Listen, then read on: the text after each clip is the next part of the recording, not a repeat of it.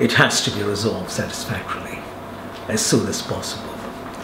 If we allowed tensions to heighten over this issue, it is not inconceivable that at some point there would be an eruption.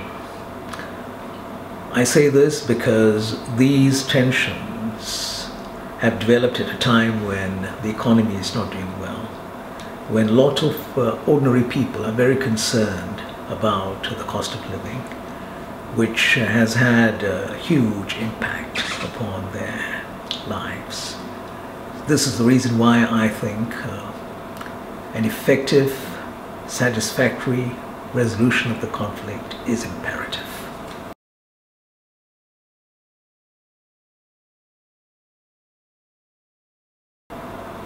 Christians and Muslims should perhaps accept certain fundamental truths about the controversy.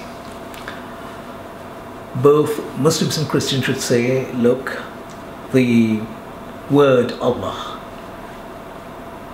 precedes both religions, actually, and it has been used in relation to monotheism and other ways of worshipping the divine before Islam, before Christianity. But it is also true, and this is an irrefutable truth, that the concept of Allah, the way in which Allah is understood, has been shaped to a great extent by Islam in the last 1,400 years. Which is why, if you look at any dictionary in the world, if you look at any encyclopedia on religion, encyclopedia of the social sciences, it is very, very clear that Allah is an Arabic term. It is the term that Muslims use for their God. This has never been challenged by anyone. So I think one has to understand that the term has been shaped by Islam. Now, if you look at the way in which Allah is understood in the Quran, Allah is seen as universal, inclusive, not confined to a particular people, and I think that is clear from a particular verse in the Quran, chapter 22 of the Quran, verse known as the Hajj, verse 40 of that chapter. It says, if God had not enabled people to defend themselves against one another, all monasteries and churches and synagogues and mosques, in all of which God's name is abundantly extolled, would surely have been destroyed before now. Which shows that the term God transcends religious boundaries because it's totally universal. But that universal God in the Quran, in Islam, has a certain meaning. And this is what I think Muslims are very concerned about. And what is that meaning? Here again, if you go back to the Quran, chapter 112, the chapter known as Surah Al-Ikhlas. Now, in that chapter, verse of that particular chapter, it is a very short chapter, it says, say, He is the one God, God the eternal, the uncaused cause of all being. He begets not, and neither is He begotten, and there is nothing that could be compared with Him. This is what I think a lot of Muslims are concerned about as far as this controversy goes, because there is a conception of God which every Muslim understands, that God is not begotten, doesn't beget. It is beyond human comprehension. And when Muslims talk about defending a certain notion of God, this is what they're talking about. They fail to understand why Christians in particular, with their concept of the Trinity, would want to use this notion of God in their religious teachings and all the rest of it, because from what they understand, the Trinity is something else. God is one of three. But here you have this monotheistic concept, pure monotheism. And they want to defend that. So this is why they have become very suspicious. This is why they say there must be a motive behind this, wanting to use the term Allah, which doesn't correspond to the Christian belief of what God is. Which is also the reason why, now, if you look at how Muslims have responded to something which a lot of them were not aware of, that in the Sikh scripture, the Guru Granth Sahib, the term Allah appears about 46 times. But Muslims have never raised any question about this. Why? Because Sikhism is also monotheistic in the same way in which Islam is monotheistic. There is that parallel between Sikhism and Islam. Sikhism came after Islam. It is very monotheistic, so they feel it is the same, what they're trying to say. But in the case of the Christians, there is this doubt. There is this sort of suspicion about the motive.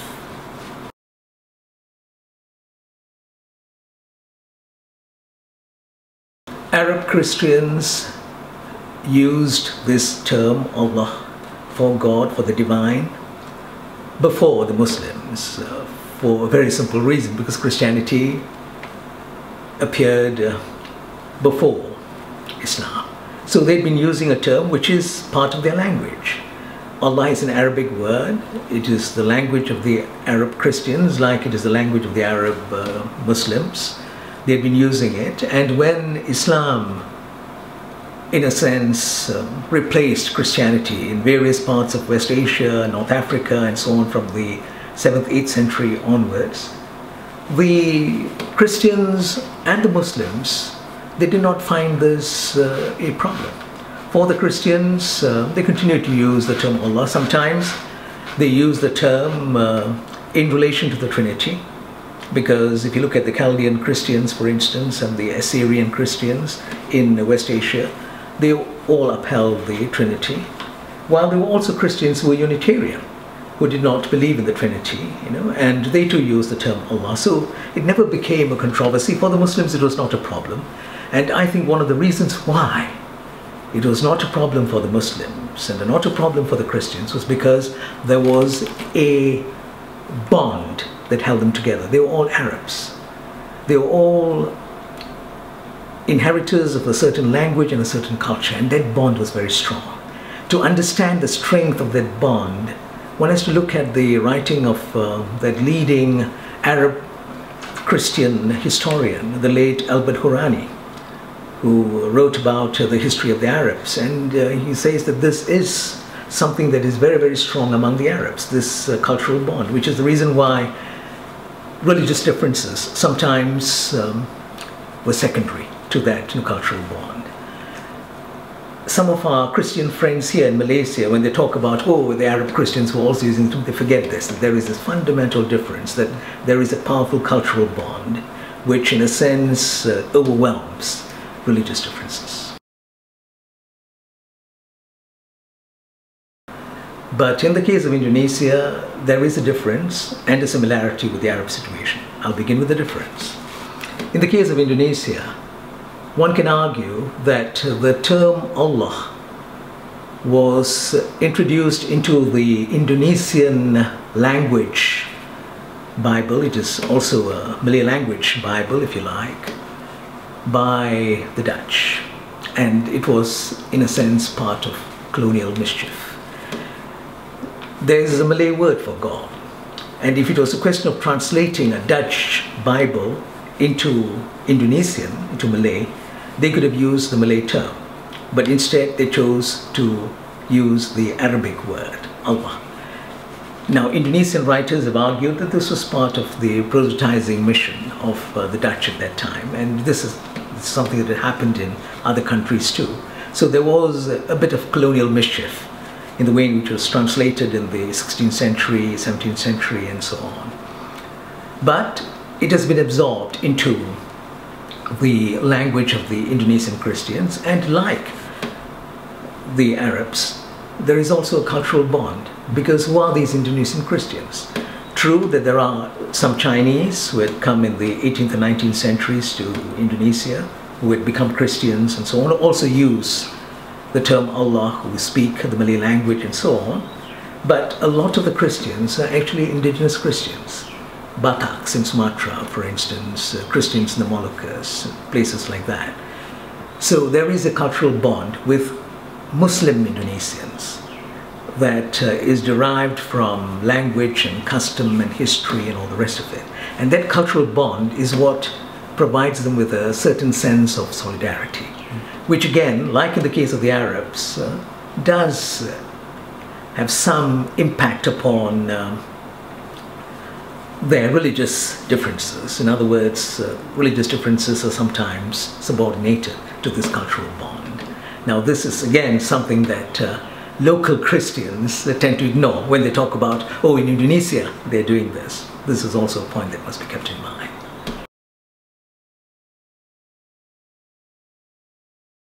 In the case of the Christians of Sabah and Sarawak, the indigenous Christians, they had used the Bible that was imported from Indonesia. This is why they started using the term Allah. And since the Indonesian Bible had used it for quite a while, the Sabahans and Sarawakans who had embraced Christianity in perhaps the 19th century, they began to use the term Allah too. And here again it's interesting. If you look at the situation of indigenous Sabahans and Sarawakans, you know, Kadazans, Dayaks of various types and so on, there is some similarity with both the Arab world and with Indonesia. And what is that similarity? If you take, for instance, the Melanaus of Sarawak, you have both Muslims and Christians among the Melanaus. They have different religions, but they are of the same cultural community. Language, dialect, customs, traditions, and all the rest of it, and that provides that bond. So here again, a cultural bond, which explains that solidarity, which explains why this difference in religion and the way in which the term Allah is used is not a problem, because there is something else that holds them together. And this again is something which Christians on the peninsula ignore whenever they talk about Sabah and Sarawak. So it is partly a product of history. It is also largely because of that cultural solidarity.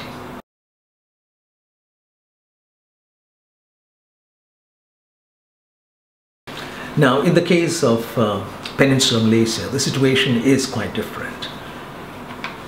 The term Allah had not been used by the Christians here for a very, very long while. It's only in recent years that it has become an issue, and I'll explain in a while why this is so.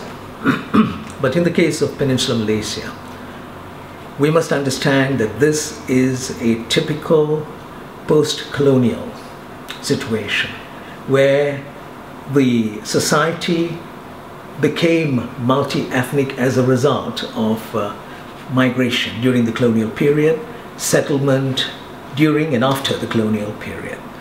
And the dichotomy between the indigenous and the non-indigenous peoples was real. And this is something you would find in the Fijis and Kenya and Tanzania and Uganda and so on and so forth. It's nothing unusual as far as post-colonial societies of this kind are concerned. In other words, societies where the non-indigenous people were brought in from outside. So it's different from Sabah and Sarawak, different from the indigenous people of Indonesia, and different, of course, from the Arab world. This is something we have to keep in mind. So there is a very clear dichotomy, and that dichotomy meant, in effect, that the different communities lived in their own silos during the colonial period and in the post-colonial period. Now, given this situation now, where people had lived in their own silos and they're very conscious of this difference in relation to history, indigenous, non-indigenous, different communities and all the rest of it. Now, given this sort of situation, you can understand why identity has become very important.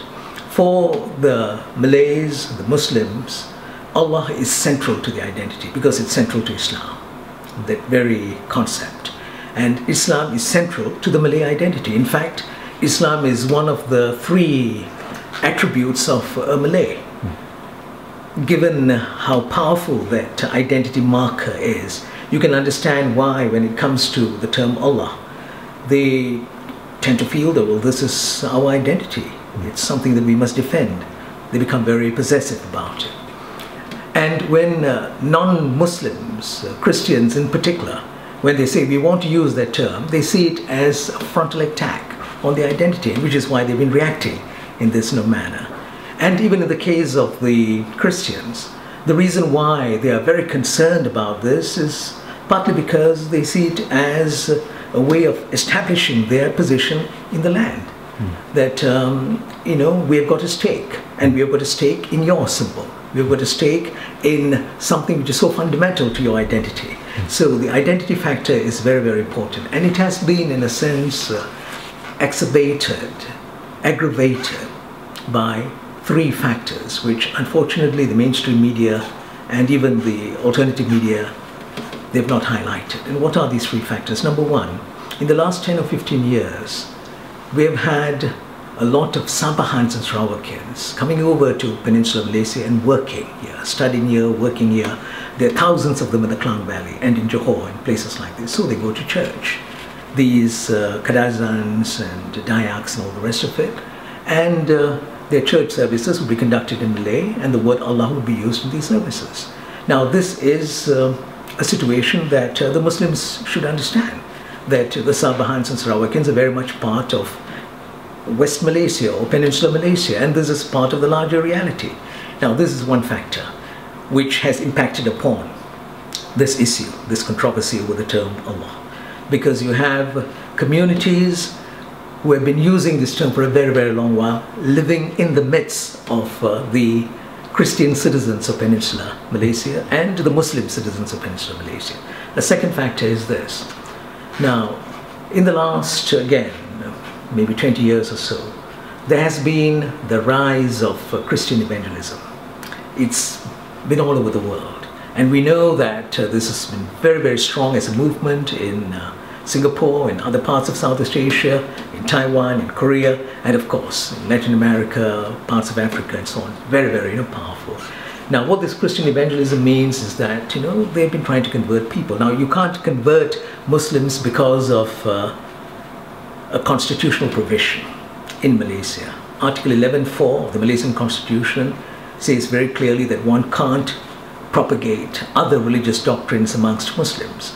So while they don't propagate amongst Muslims, and even if they do, it is done in a very subtle way, amongst the non-Muslims, there has been this sort of propagation amongst the Buddhists, the Hindus and so on, which explains why, if you look at the statistics, over the last 10 or 15 years, the Christian population has increased from 5% to 9% in Malaysia.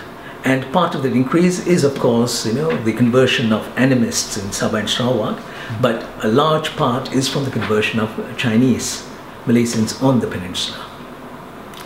In other words, Christian evangelism is having its impact in Malaysia as in other parts of the world. And there's a reaction to it. You find that there are Muslims reacting to it. Muslims in Afghanistan have been reacting to Christian evangelism. After the conquest of Afghanistan, in Iraq, they had reacted to Christian evangelism. And let me add very quickly that Christian evangelism does not just impact upon non-Christians. It impacts upon the traditional Christian churches, because the traditional Christian churches, especially in the context of West Asia, if you look at the traditional Christians, they've lived in harmony with the Muslims for hundreds of years. There's never been a problem. But the evangelists are the ones who have ruptured relations. And there has been a tremendous outmigration of Christians from Iraq in particular as a result of this. So even in this country, I think the traditional churches, whether it's Catholic or the various types of Protestant churches, they have never been keen on evangelizing and all the rest of it for long decades. But with the arrival of the evangelists, things have begun to change. So there's a second factor. And the third factor, Niall, is this, that in the last, again, 20, 30 years or so, we've also seen the rise of a certain type of Muslim or Islamic religious consciousness. It is a product of urbanization, it's a product of other changes that have taken place in the country, and you find that this sort of Islamic consciousness, which tends to be superficial to a great extent, shallow, It emphasizes form, symbol rather than substance. It's more concerned about attire than accountability. This religious consciousness has also contributed to the situation. So you find that people who are part of this type of consciousness, they are obsessed with identity in a very narrow sense, and therefore they react to situations like this. And more than reacting, their own expression of religiosity takes a very superficial form that divides people, that sort of pits a community against another community. These are all the factors that will contribute to the situation on the peninsula.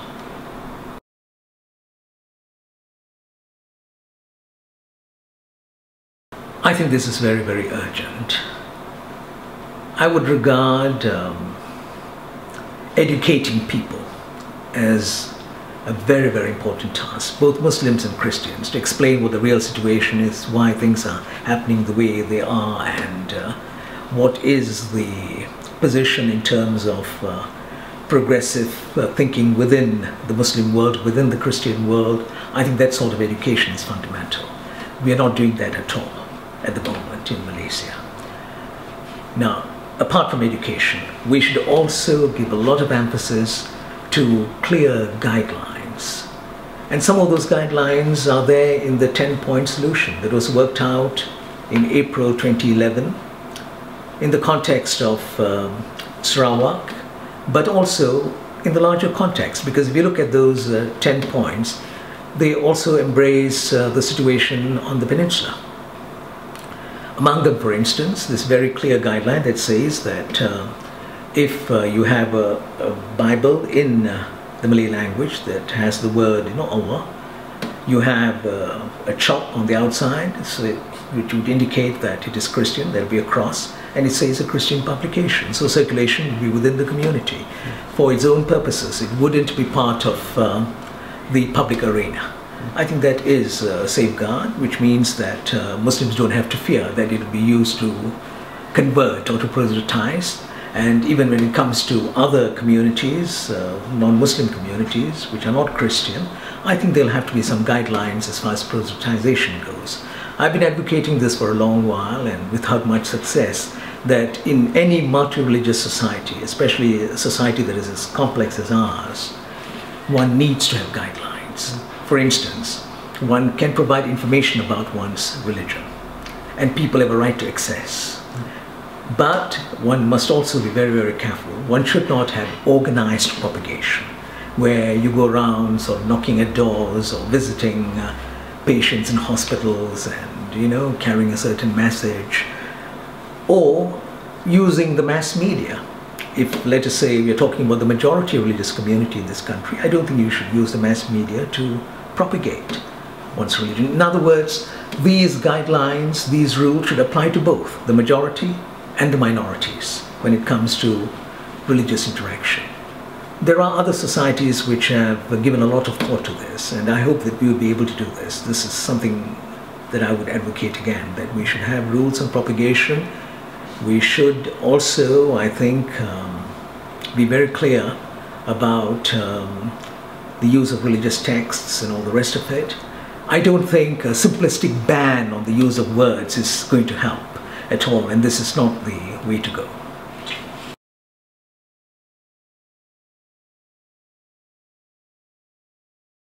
If we had an interreligious council, and we don't have one in Malaysia, we would be able to address issues like this, like proselytization, the guidelines. You discuss them together. Muslims, non-Muslims, you sit together and talk about things like this. You talk about education, the sort of education that one should embark upon for both communities, various communities, in a council of this sort. If there are prejudices, misconceptions, misperceptions that you have to handle, you can do that through the council. Unfortunately, you find there is quite a bit of opposition to this idea of an interreligious council, and some of the opposition comes from Muslim groups who I would describe as very conservative and somewhat atavistic, in other words, harking back to the past without knowing what the situation is. And what is the basis for the opposition? They say, oh, the moment you do that, you are belittling Islam as the religion of the Federation. because as the religion of the Federation, it's at a different level, and you're bringing in all these other religious communities and all the rest of it. And they say that you're putting Islam on the same level as other religions when Islam is different. This is how some of these people feel. My response to that in a letter to the media a few years ago was along these lines. I said, well, we are talking of religious communities. We're actually not talking of religions. Religious communities have to learn how to live together. And Muslims have been concerned about how different religious communities live together for hundreds of years. I tell some of these critics that some of the earliest works on interreligious interaction actually came from the pen of Islamic scholars, like Al-Biruni, for instance, and a number of other scholars who had written about different religious communities and the need to live together. The inspiration for this actually comes from the Quran. In the Quran, if you look at chapter 49, verse 13, Surah Al-Hujurat, it says very clearly, that God has made different peoples, tribes, so that they will know one another and grow to like one another. So this notion of interaction, knowing one another, is actually an Islamic imperative, and I don't understand why these people are so much against it. So we have to have some political will in setting up a council of the sort.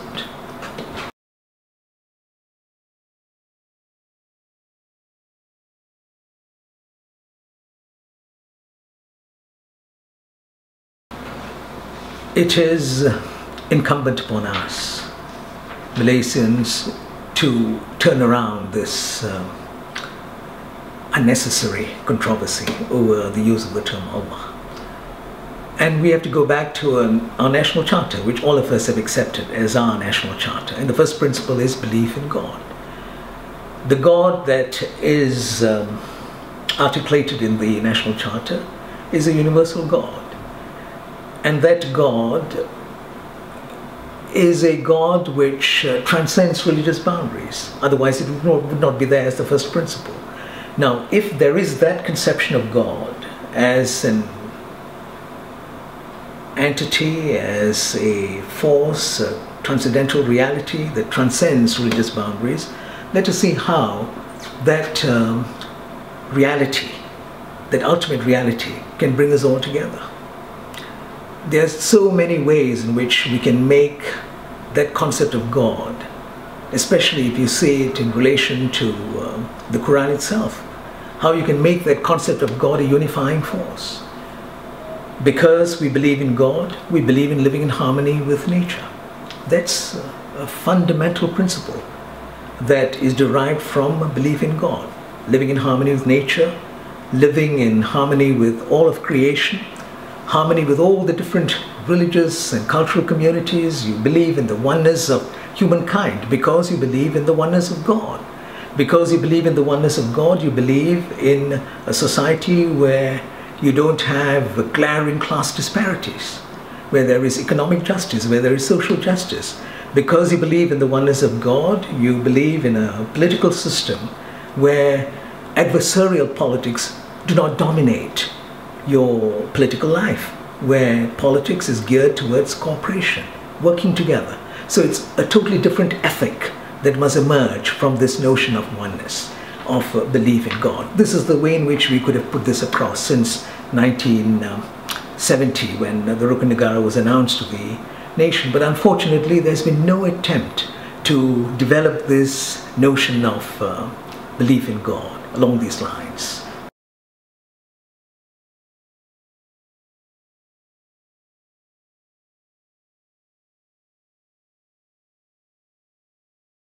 Well, we are now witnessing what this type of controversy over who uses Allah's name, God's name, can lead to. It has polarized our society even more than before, and we know what the consequences can be. So this is why it's so important for us to prove through deeds, and by deeds I mean actual works that give meaning to this notion of faith in God. Helping the poor, getting rid of disparities, ensuring there's accountability, that there is honesty in public life, making sure that people of different communities are brought together, there is genuine unity and solidarity, respecting gender, especially in relation to women, elevating the position of women. That would be fundamental. If you want to translate your faith in God into something which is real, these are the things one should be doing, ensuring that the dignity, most of all, the dignity of all human beings, regardless of who they are, the dignity of all human beings is something that you not only cherish in word, but demonstrate through deed. That is what is fundamental. But we're not doing that. Instead, we are distracted by a wrangle which, in a sense, does not do justice to Allah, to God.